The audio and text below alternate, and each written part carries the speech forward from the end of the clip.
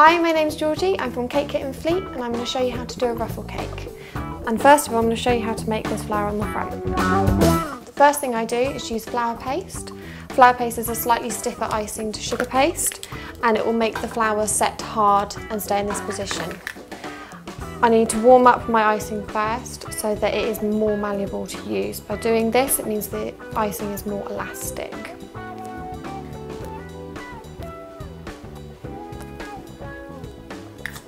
To roll out my flour paste, I'm going to use corn flour.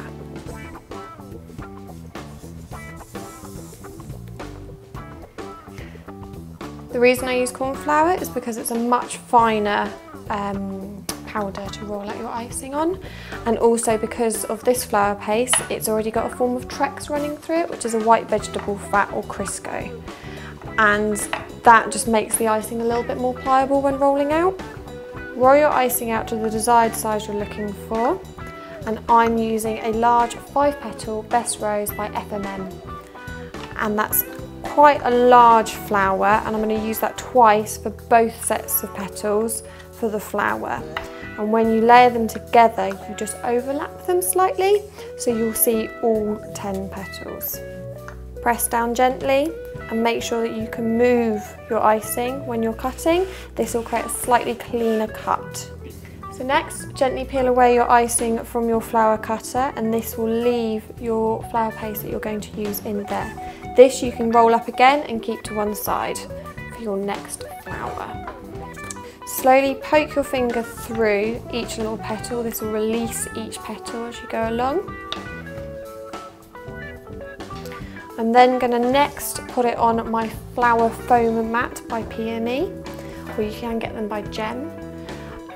Using a boning tool by Gem Products again, I'm going to slowly go round the edge of each petal just to create a slightly fluted edge. This will give a softer edge to the flower. Once you're happy with the finished edge with your boning tool, just put your flower to one side.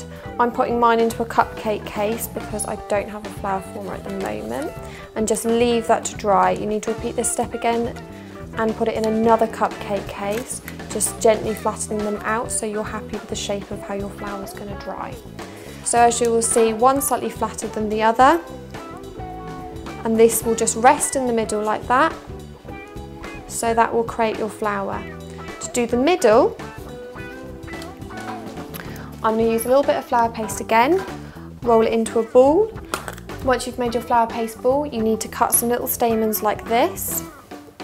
And they've got a little sparkly end to them. All I've done is dab them in a little bit of edible glue and some decorating glitter. Once it's all dry, position everything together with a little bit of edible glue, layering everything together and leave it to one side. That is your flower done. Next we're going to decorate our cake. First of all, I've taken a basic buttercream recipe and crumb coated my cake, which is just covering your cake in a light covering of buttercream and putting it in the fridge for about half an hour to an hour for it to set. As you can see, there's also lines going up the cake. I've just marked about 1 inch each way around the cake to show where I'm going to do my ruffles so they're nice and equally spaced. Now I'm going to colour my buttercream. The colouring that I'm going to use is a gel paste by Sugar Flair called Ice Blue.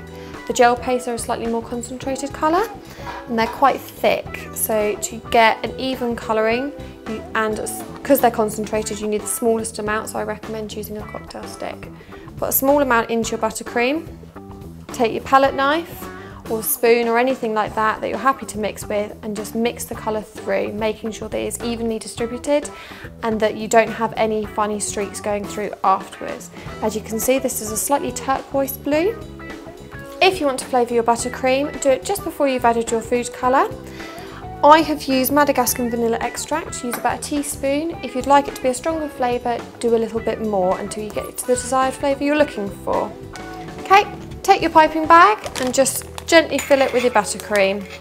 I'm using a petal nozzle. I'm using a Gem 104 petal nozzle, but you can use any other petal nozzle if you're interested. Once you've filled your piping bag, you're ready to go. I like to use a turntable. Mine's also a slightly tilted turntable. I put it on a slight tilt, so as you're piping, I find it easier just going up. You'll find with your petal tube, you've got a fatter end and a thinner end. The fatter end needs to go against your cake while you're doing an upwards motion.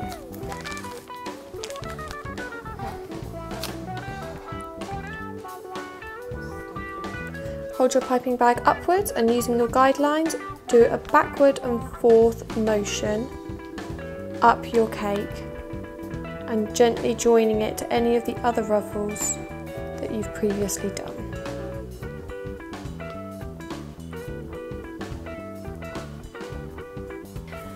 Next, to create the flower effect that you can see on the top of this cake, we're going to do an endward motion with using the same piping bag and the same nozzle, holding the fat end of your nozzle into the cake with the thin end pointing out, and just work in an endward motion to the edge of your cake.